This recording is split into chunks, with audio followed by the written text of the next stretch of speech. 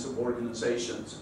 So just to come back to just how complicated and multidimensional this whole issue is, you can just see that there's a lot of words here connected to all different kinds of issues related to bottom of the pyramid, globalization, the next 4 billion, meaning the work, those that are really at the bottom, nonprofits, development, Caritas, something related to us, MGDs, so forth and so on, okay?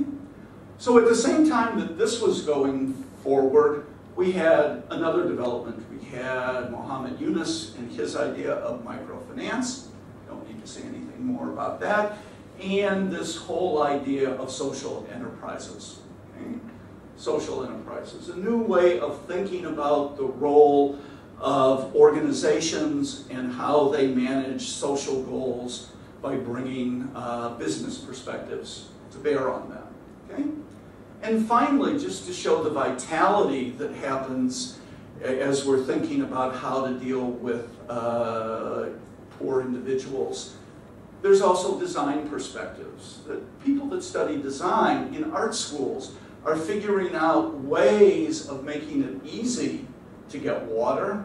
Maybe some of you have studied this. This is the safety straw that you put a little tablet in down here and it filters and makes pure any kind of water that you're drinking. So there's a whole bunch of really interesting and creative things going on, okay?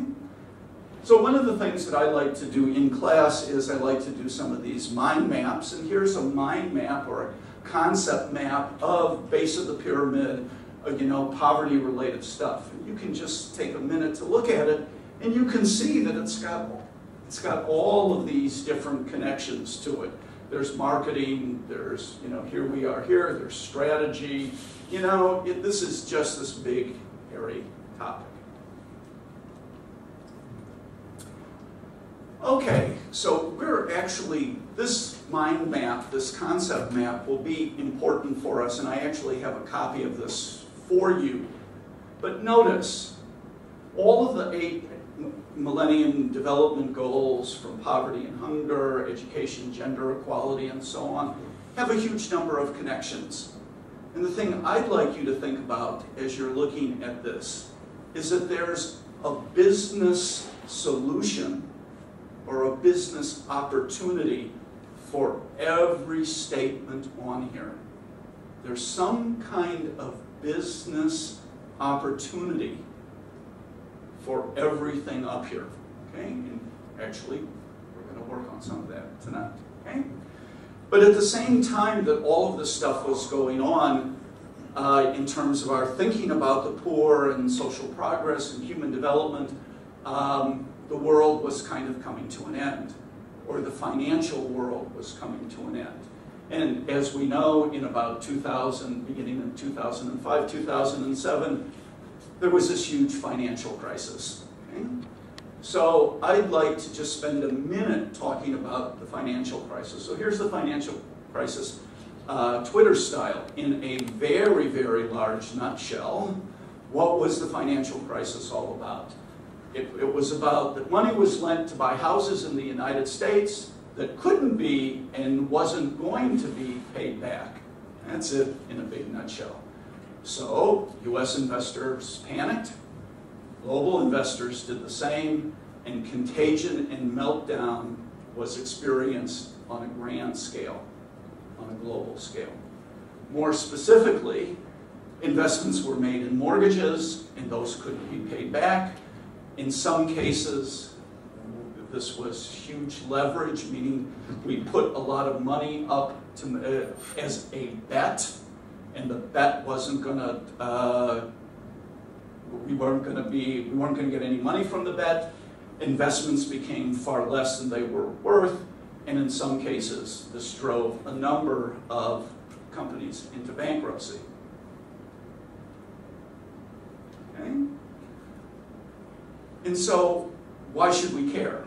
Well, we should care because it sets the backdrop for everything that we're going to be doing. Meaning, okay, so we have opportunities, but the world is now in a big meltdown, and I believe that actually this creates opportunity for us as I'm going to suggest here in a minute. So here's another one of these, market securities, finance,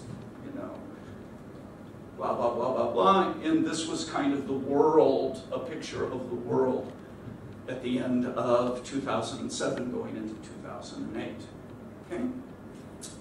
But perhaps some of you have seen this. The Chinese word for crisis is actually made up of two characters. It means a time of danger and a time of opportunity. And this is basically how I see it for us. That even though there are these really monumental things going on with your background, our background, your education, what we're trying to do here at Dominican, we're trying to develop within you the chance to see the opportunities that are there. And so just last year, this report came out, Millennium Development Goals after the crisis. We don't have to do anything more with that, except to say, with this as a background, is there a way forward for us? And I believe that there is. So let me point the way forward. I think there are two things that I'd like to talk about. One is creative capitalism, and the main thing that we'll be working on is inclusive capitalism. So creative capitalism was an idea that was developed by this particular poor individual, Bill Gates, who's promised to give away all of his money, by the time he dies. But he made this speech at Harvard in which he actually said, I think capitalism is a little bit misdirected. We can take capitalist ideas, market forces, and we need to make them work for the poor. Oh, that's an interesting idea, Bill. Okay, how can we do that? Well, one of the ways that we can do that is through a series of movements right now called the inclusive markets or inclusive capitalism movement. And as you can see in the word, the whole idea is to make capitalism, business, broader, more inclusive. And here is just the front page of the website from the Inter-American Development Bank, which takes this idea and just looks at it for Latin America and the Caribbean nations, those small island nations that have their own unique problems. Okay? And there's this idea, the growing inclusive markets idea. Okay? And this is the main part of what I'd like for us to work on.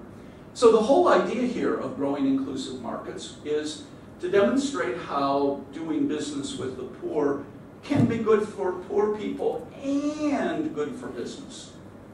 To clarify the ways in which businesses, governments, and civil societies can create value for everyone, and to inspire the private sector to action. Okay? So why don't I just let you read this? I don't have to read it to you, but I think that these are really good words.